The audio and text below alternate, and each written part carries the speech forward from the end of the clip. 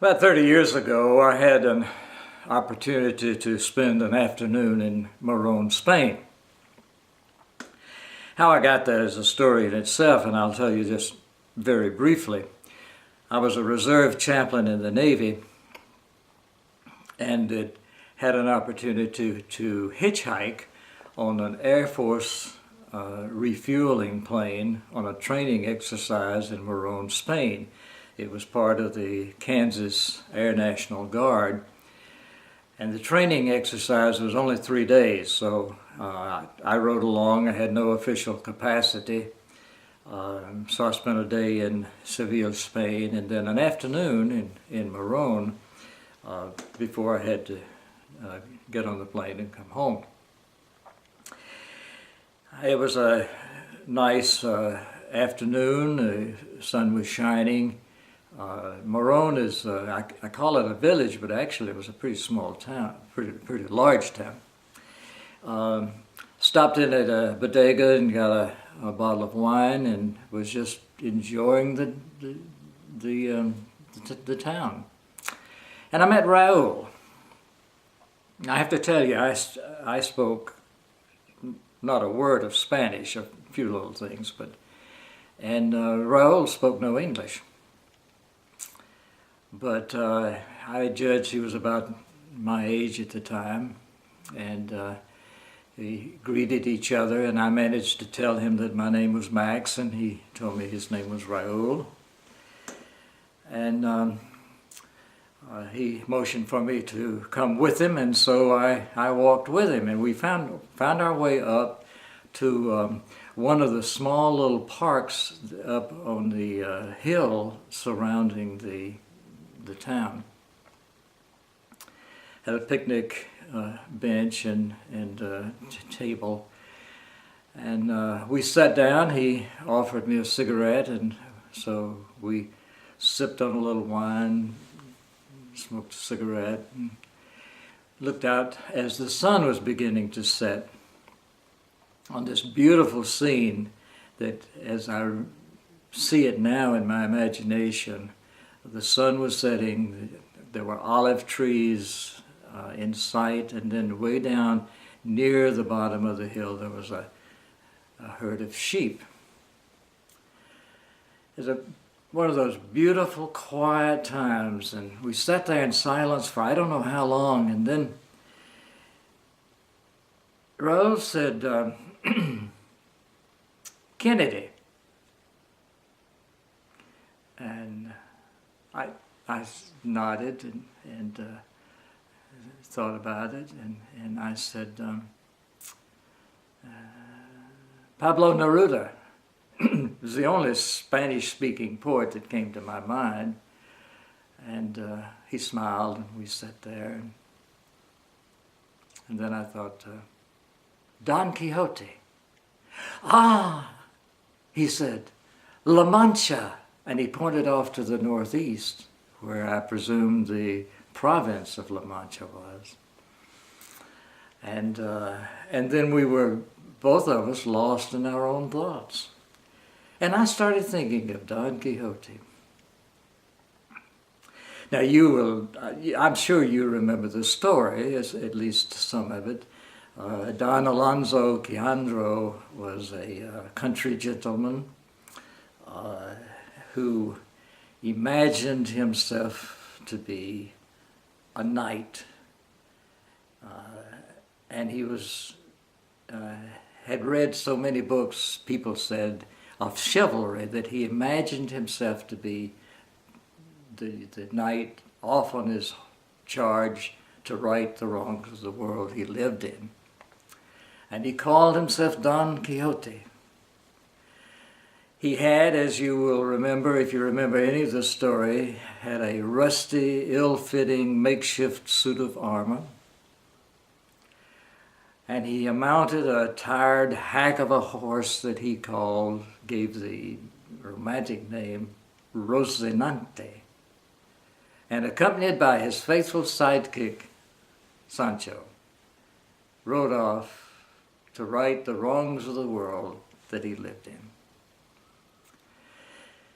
They encountered windmills, which in his mad imagination he determined to be giants. He attacked them, was severely beaten up by one of the blades of the windmill. And after several of those zany misadventures, Sancho manages to get him back home. He returns to home.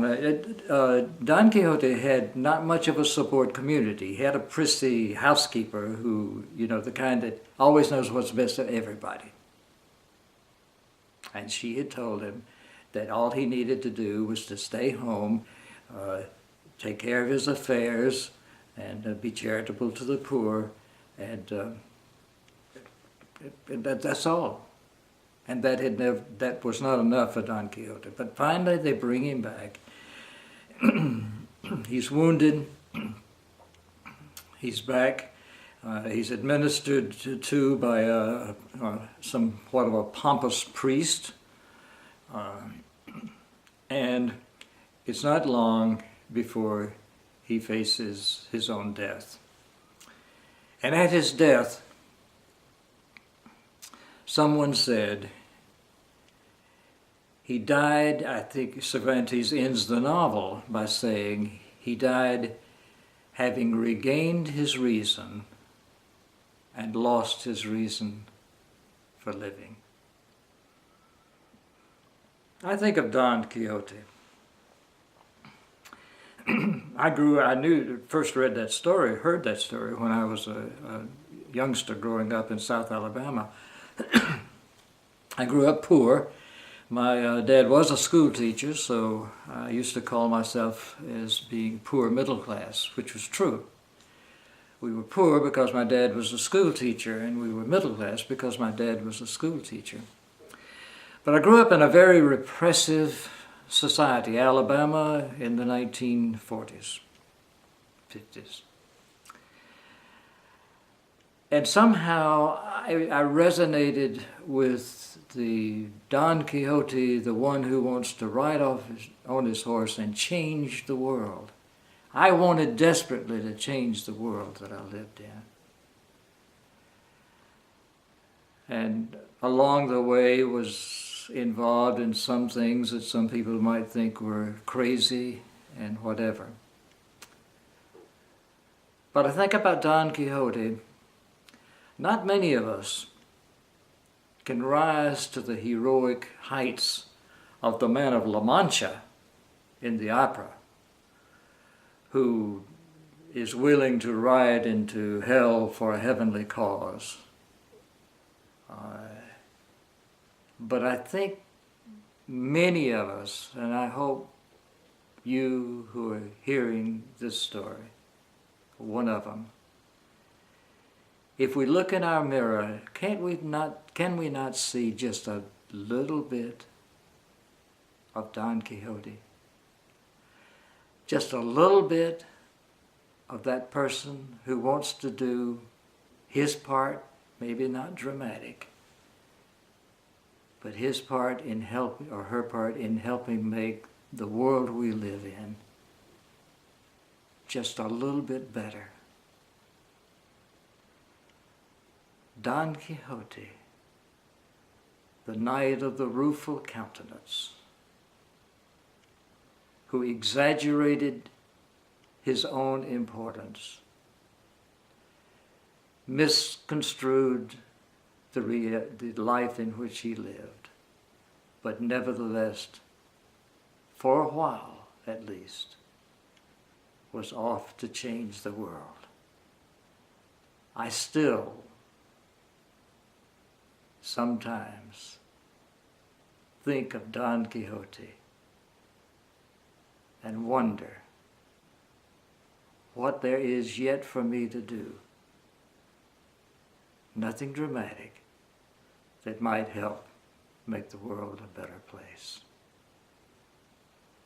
I offer you that story for you to do with it whatever you wish, because it's a story that I continue to resonate with and has meaning for me.